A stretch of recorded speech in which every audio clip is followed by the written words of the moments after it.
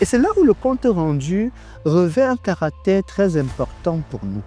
Un élément d'encouragement, un élément de soutien, un élément déterminant. Ceux qui ne rendent pas compte, c'est ceux qui ont décidé de plaire à l'homme. Ils n'osent pas dire des mauvaises choses qu'ils ont faites de peur de heurter. Ils ont une renommée qui veut le protéger, une renommée d'hypocrisie, de cachotterie et malheureusement de paresse parfois. Quand les nouvelles sont bonnes, ne t'inquiète pas, on est pressé de les partager. Quand les nouvelles sont mauvaises, plusieurs hommes ne sont pas pressés de les partager et ne souhaitent même pas les partager parce qu'en fait, ils ne veulent pas rendre compte.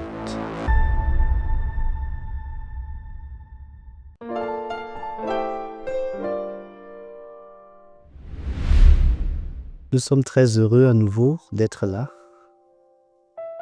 pour t'apporter les outils puissants dont on t'a promis en démarrage de cette chaîne. Nous avons dit que nous avons des ressources puissantes à partager avec toi. Et aujourd'hui, nous voulons partager avec toi une notion importante dans ton quotidien et qui est le quotidien de tous les hommes. Le temps. Qu'en as-tu fait? S'il y a une chose pour laquelle tous les hommes sont à pied d'égalité, quelle que soit leur taille, leur âge, leur race, leur couleur, leur éducation, quel que soit le continent sur lequel ils vivent, quelle que soit la langue qu'ils parlent et leur culture, Dieu, dans sa grande bonté, a donné à chaque homme 24 heures sur 24.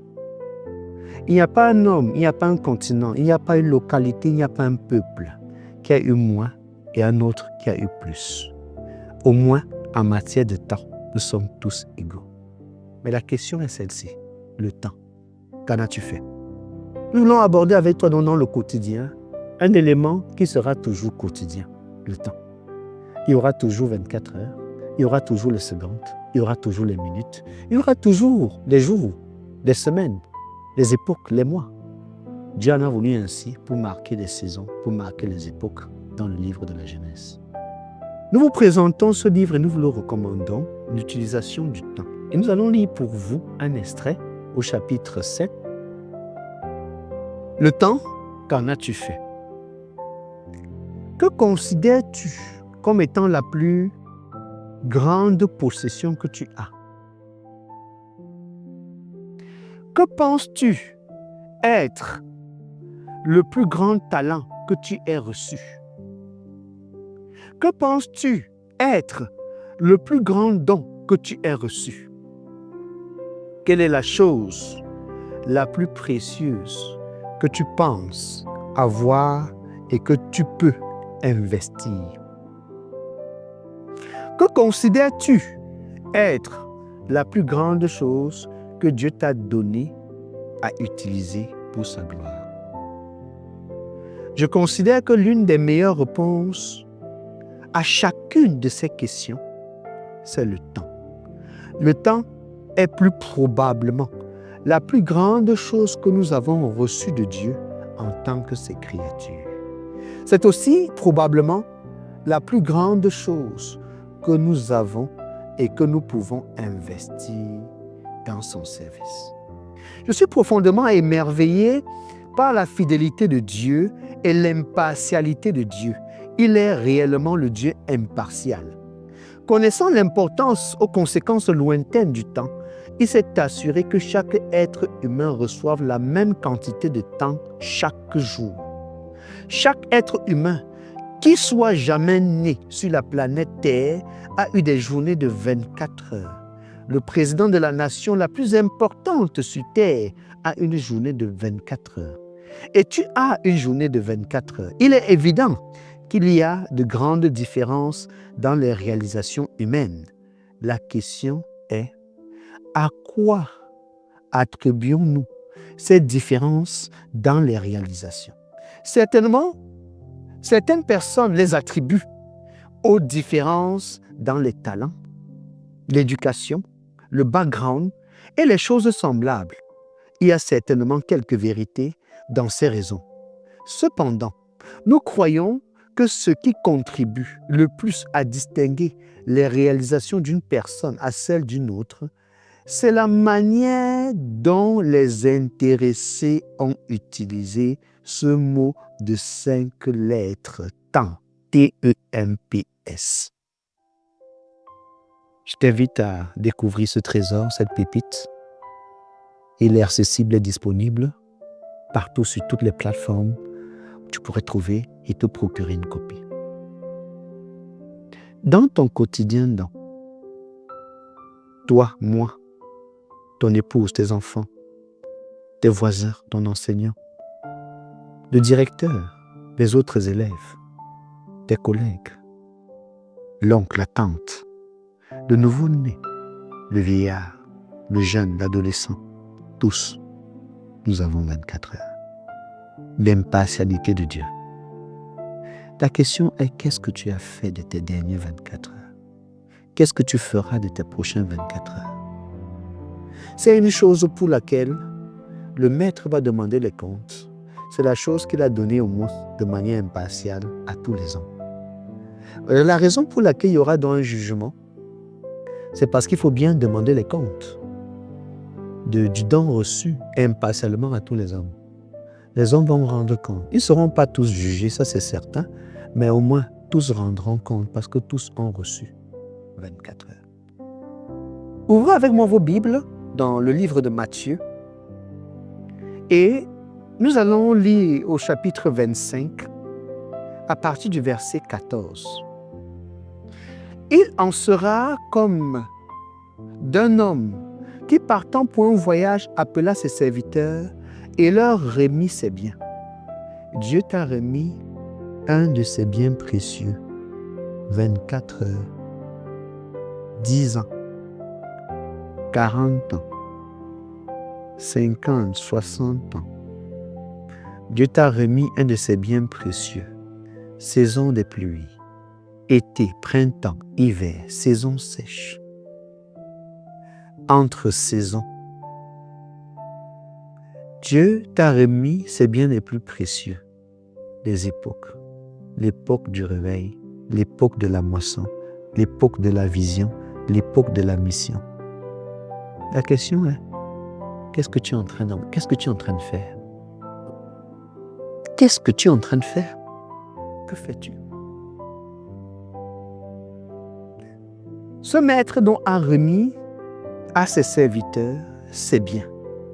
Le temps n'est pas pour toi, le temps est pour Dieu. Dieu a bien voulu nous le donner. Comme un prêt, comme une avance. Quand il décide de récupérer son temps, devons-nous nous plaindre de ce qu'il a décidé de réduire, d'abréger, de rallonger? Non. Il donna 5 talents à l'un, 2 à l'autre et 1 au troisième, à chacun selon sa capacité, et il partit. Le temps est identique pour tout le monde, mais les capacités sont différentes. Les capacités d'usage, de fonctionnement sont différentes. Mais la question est en fait, pas ce que tu as comme capacité, mais ce que tu en fais pendant les 24 heures qui t'est donné. Il est donc aussitôt, ce maître, il est parti.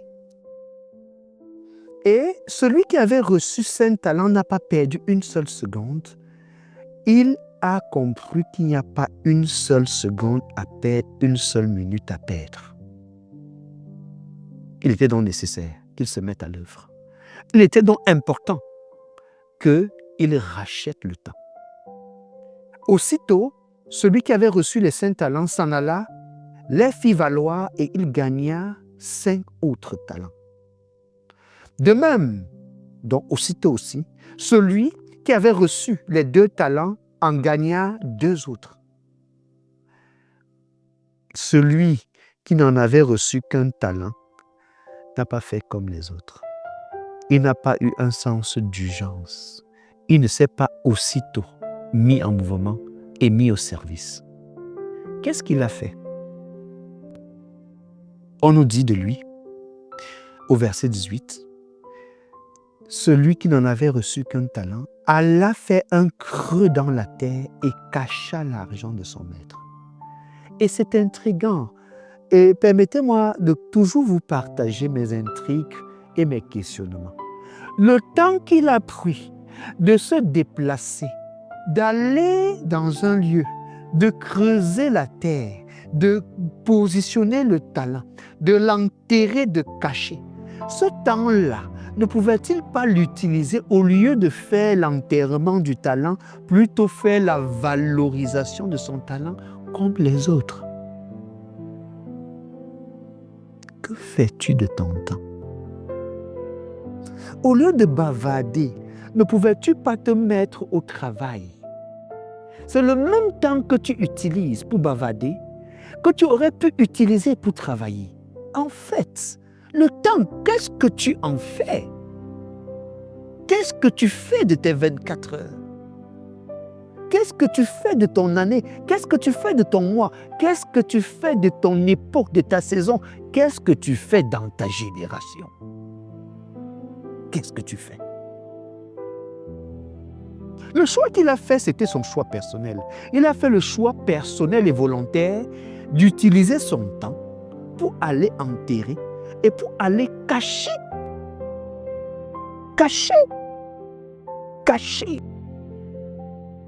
le talent.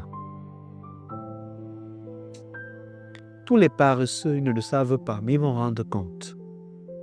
Tous ceux qui dorment et ronflent, ils ne le savent peut-être pas, mais ils vont rendre compte. Ils vont rendre compte au tribunal de la vie. Un peu de sommeil, un peu d'assoupissement, la disette va te surprendre comme un homme en armes. Ils vont rendre compte à l'avenir de leur propre futur, de la vie.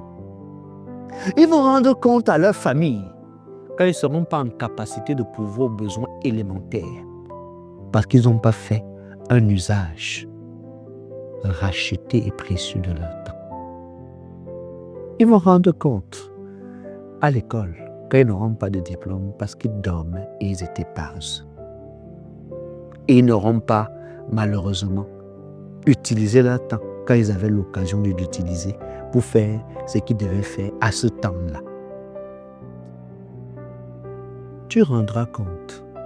Et parfois, le compte rendu sera violent et sévère parce que malheureusement, tu ne pourras pas racheter et te rattraper.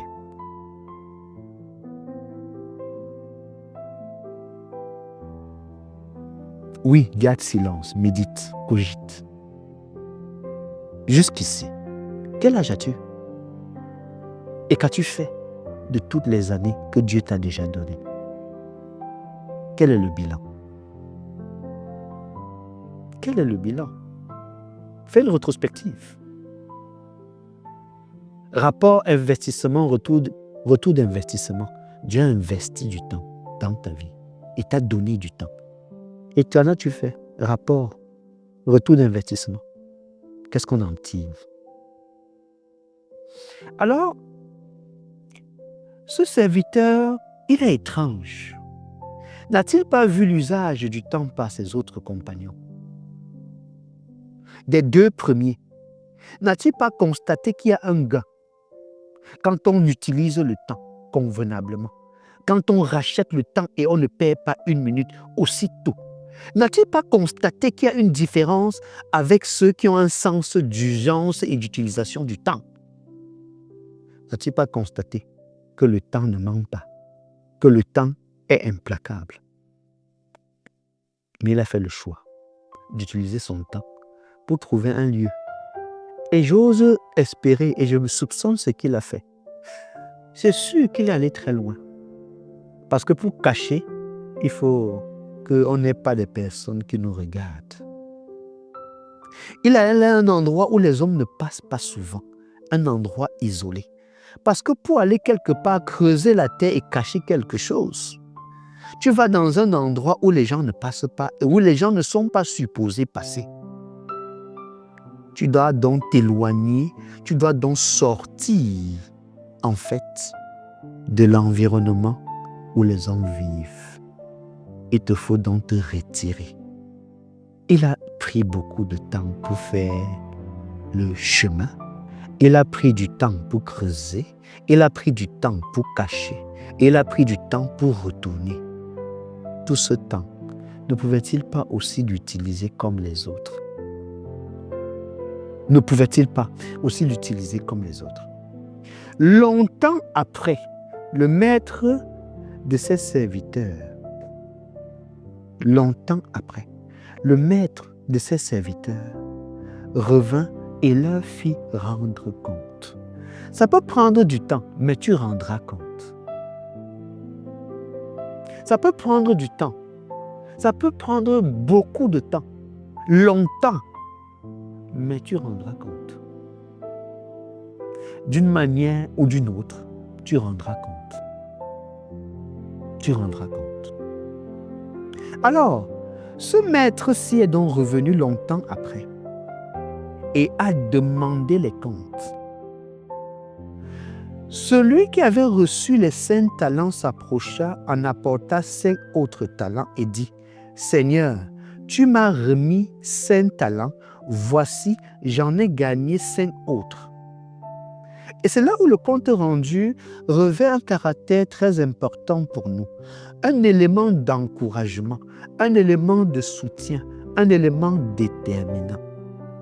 Ceux qui ne rendent pas compte, c'est ceux qui ont décidé de plaire à l'homme. Ils n'osent pas dire des mauvaises choses qu'ils ont faites de peur de heurter. Ils ont une renommée qui veut le protéger, une renommée d'hypocrisie, de cachotterie et malheureusement de paresse parfois. Quand les nouvelles sont bonnes, ne t'inquiète pas, on est pressé de les partager. Quand les nouvelles sont mauvaises, plusieurs hommes ne sont pas pressés de les partager et ne souhaitent même pas les partager parce qu'en fait, ils ne veulent pas rendre compte. Ne savent-ils pas que le compte rendu est un élément de promotion, est un élément de relèvement?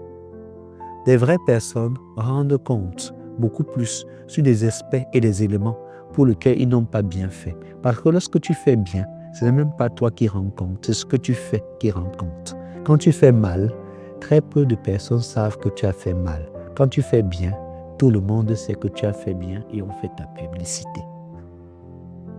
Donc le compte rendu devrait être équilibré. Et ceux qui sont sages rendent compte sur les aspects sur lesquels ils ont besoin de faire du progrès. Parce que la partie du compte rendu pour lequel ils ont déjà progressé, leur progrès est évident pour tous, comme dit Paul à Timothée. Leur progrès est évident pour tous les hommes. Ils ont donc rendu compte. Le premier a donc rendu compte et il a gagné. Son maître donc lui dit, « C'est bien, bon et fidèle serviteur. » Le compte rendu va te révéler ton identité. Le compte rendu va te dire vraiment qui tu es. Ne t'inquiète pas, tu sauras qui tu es, d'une manière ou d'une autre, quand tu commenceras à rendre compte. Si tu es bon, le compte rendu permettra qu'on te dise bon. Si tu es fidèle, le compte rendu permettra qu'on te dise fidèle. Si tu es un serviteur, le compte rendu dira tu es un serviteur. Oui, que tu es un serviteur. Bon et fidèle serviteur. Le maître continue, il ne s'est pas arrêté là. Le maître lui dit, tu as été fidèle en peu de choses. Le compte rendu nous révèle que le maître a quelque chose de plus grand et qu'il nous a confié quelque chose de petit pour nous préparer à entrer dans quelque chose de plus grand. Ceux qui ne rendent pas compte, ne se rendent même pas compte que le maître a un secret. Ceux qui ne se rendent pas, ne rendent pas compte, ne se rendent même pas compte qu'ils se privent d'être entraînés, introduits, embarqués dans le secret du maître. Oui, le maître a un secret. Si on leur disait, ce qu'on vous a donné, c'est peu de choses, ils n'auraient pas accepté, ils n'auraient pas cru. À leurs yeux, c'était déjà un trésor immense. On leur a donné un peu de talent. Le premier a donc fait valoir, 1, il a découvert son identité, bon. 2, il a découvert ses caractères de fidélité. 3, il a découvert aussi qu'il était un véritable serviteur. Et juste en rendant compte, il a pris connaissance de sa nature réelle. Le maître te connaît. Et en rendant compte, tu te connaîtras. Le compte rendu te permet de te connaître toi-même. Oui. Le compte rendu t'invite et t'introduit dans quelque chose de valeureux, le secret du maître. Le maître donc va poursuivre et va dire à ce serviteur qui est bon et qui est fidèle, je te confierai beaucoup. Le compte rendu ouvre des perspectives pour plus grand, pour plus glorieux, pour plus puissant, pour plus élogieux.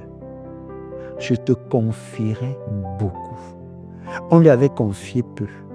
Il a été fidèle, il a été bon, il a été un serviteur, il a fait bon usage et bonne utilisation.